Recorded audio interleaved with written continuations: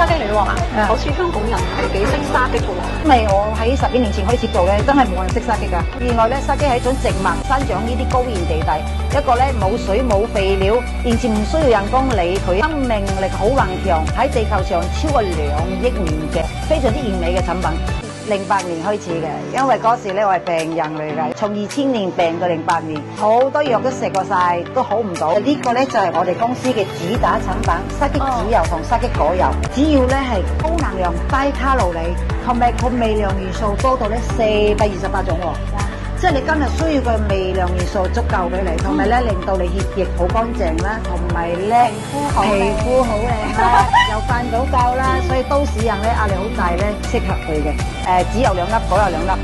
我當晚就一嚿到天光，但慢慢演變到今日有3金鋪啦，同埋咧有參加大型嘅展會啦。阿高咧係減低咗啊，本來係170幾嘅。